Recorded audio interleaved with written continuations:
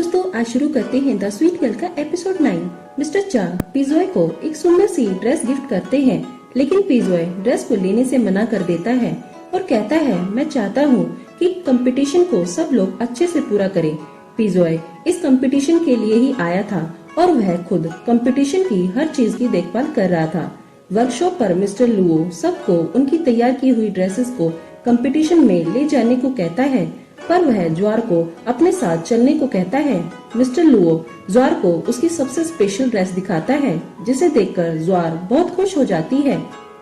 ज्वार धीरे सी आवाज में कहती है, तो ये ड्रेस मुझे मिस क्यू तक पहुंचानी है। मिस्टर लुओ कहते हैं, नहीं, ये ड्रेस मैंने सिर्फ तुम्हारे लिए बनाई है।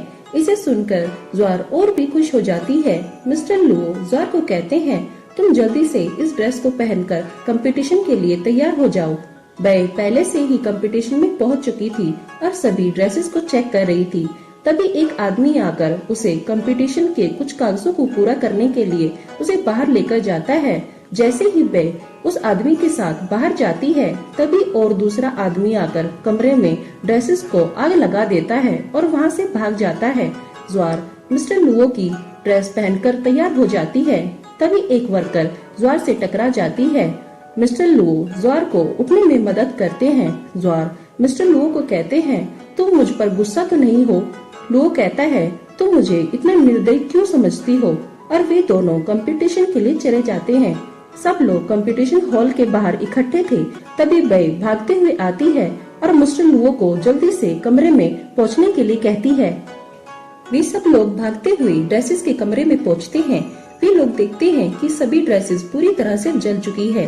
बै मिस्टर लुओ को सारी बातें बताती है कि किस तरह वह बाहर गई और किसी ने कमरे में आकर आग लगा दी। ज्वार कहती है कि अब हम क्या करेंगे, हमारे पास कंपटीशन में हिस्सा लेने के लिए कोई ड्रेस नहीं बची है। तभी बाहर कंपटीशन शुरू हो जाता है और वहाँ सभी लोग नई नई ड्रेस दिखा रहे थे। जेनुओ मिस्टर लुओ से कहता है कि अब हमें क्या करना चाहिए।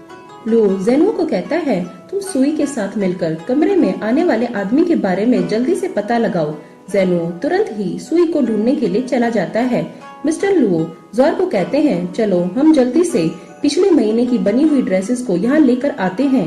जेनुओ वर्कशॉप पर जाकर सुई को सारी बातें बताता है और जल्दी से उस आदमी को ढूंढने में मदद करने को कहता है। सभी वर्कर सारी पुरानी ड्रेसेस को वर्कशॉप से लेकर आ जाती हैं। मिस्टर लुओ उन्हीं ड्रेसेस में कुछ बदलाव करना शुरू कर देते हैं। मिस्टर लुओ बहुत ही कम समय में पुरानी ड्रेसेस को नया और भी सुंदर बना देते हैं। तभी क्लाउड फैशन की ड्रेसेस को दिखाने का भी समय हो जाता है। सभी जज और वहाँ खड़े लोग देखते हैं कि सभी ड्रेसेस एक ही रंग और एक ही समान डिजाइन की हैं। तभी मिस्टर चा खड़े होकर कहते हैं, ये कंपटीशन के रूल्स के खिलाफ है। क्लाउड फैशन सिर्फ एक ही तरह की ड्रेस दिखा रहा है। मिस्टर लुओ कहते हैं कि अभी कंपटीशन खत्म नहीं हुआ है, मेरे पास एक ड्रेस और भी है। मिस क्यू जल्दी से उठकर कहती है, चलो मैं सबको तुम्हारे साथ तुम्हारी बनाई हुई ड्रेस दिखाती हूँ। पर मिस्टर लुओ ज्वार का हाथ पकड़कर उसे आगे लेकर जाते हैं। ज्वार को कुछ समझ नहीं आता और वह उसी जगह पर खड़ी रहती है। मिस्टर लुओ ज्वार को अपने हाथों में उठाकर सबके सामने ले जाकर खड़ा कर देते हैं। मिस्टर लुओ सबको ज्वार की ड्रेस को अच्छे से दिखाते हैं। फिर लुओ ज्वार की ड्रेस के गले को बाजुओं पर ले आते हैं, जिसे देखकर हर कोई बहुत खुश हो जाता है। जजों को भी ड्रेस और ड्रेस का नया स्टाइल बहुत पसंद आता है। वहाँ खड़ा हर कोई ऐसी ड्रेस लेने की कामना कर रहा था। ज्वार को उस ड्रेस में बहुत शर्म आ रही थी। यह देखकर पिजोय अपनी कुर्सी से उठ जाता है और ज्वार को अपना कोट पहना देता है। मिस्टर लुओ कहते हैं कि आप ऐसा नहीं कर सकते, मुझे सबको ड्रेस दिखानी है। पिजोय कहता है, तुम्हें देखना चाहिए कि मैनेजर लू को ठंड लग रही है। लुओ कोट को उतारकर पिजोय को देते हुए कहता है, मैं अच्छे से जानता हूँ कि मुझे क्या करना चाहिए, और ज्वार का हाथ पकड़कर ज्वार को बै के पास ले जाकर ड्रेस को जल्दी से बदलने को कहता है। बै ज्वार के कंधे पर लाल निशान देखती है और उसे याद आता है कि मैनेजर लू के कंधे पर तो कोई निशान ही नहीं था। लुओ देख लेता है कि बै ज्वार के लाल निशान को देख रही है। वह ज्वार को जल्दी से चेंज करने को कहता है। कुछ देर बाद जज अपना फैसला दे देते हैं कि कंपटीशन को क्लाउड फैशन ने जीता है। ये सुनकर ज्वार खुशी से नाचने लगती है। लुओ ज्वार को सबके सामने से नाचने से रोककर अपने पास खड़ा रहने को कहता है। मिस्टर चा फिर से जजों को कहता है, ये रिजल्ट गलत है।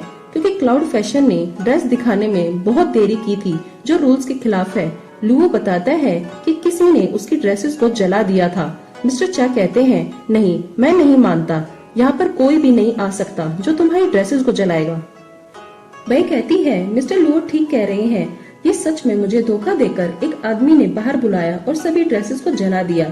तभी सुई और जैनुओ एक आदमी को सबके सामने लेकर आते हैं और सुई बताता है कि यह वही आदमी है जिसने आग लगाई थी। पिज़ोए कहता है कि हम इस बारे में बाद में बात करेंगे और सबको ऑफिस में चलने को कहता है।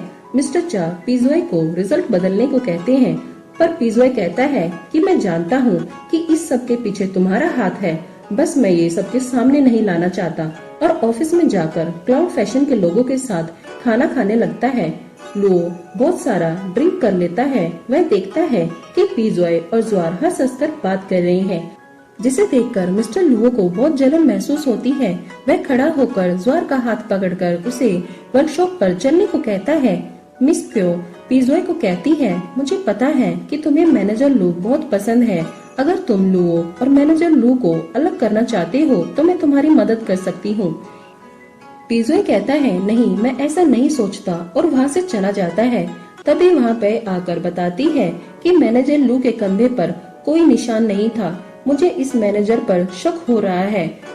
ज्वार मिस्टर लुओ को वर्कशॉप पर उनके कमरे में लेकर जाती है। जब ज्वार बाहर जाती है तभी लुओ उसे रोक लेते हैं और उसे कहते हैं कि आज के लिए तुम मुझे माफ कर दो और तुम जैसा कहोगी मैं तुम्हारे साथ वैसा ही व्यवहार करूँगा। ज्वार कहती है, आप ड्रेस के लिए माफी मत मांगिए। लुओ फिर से उसे पकड़कर कहता है, तुम मुझे इतना निर्दयी क्यों समझती हो? ज्वार कहती है, मुझे पहले तुम्हारे बारे में अच्छे से नहीं पता था, अब मेरी सारी गलतफहमियां दूर हो चुकी हैं। अब मैं ऐसा नहीं सोचती। अचानक लुओ उठता है और ज्वार को किस कर देता है। तो दोस्तों आज के लिए सिर्फ इतना ही। आगे मिलते हैं एपिसोड 10 में। अगर आपको आज की वीडियो पसंद आई है तो लाइक और सब्सक्राइब जरूर कीजिए।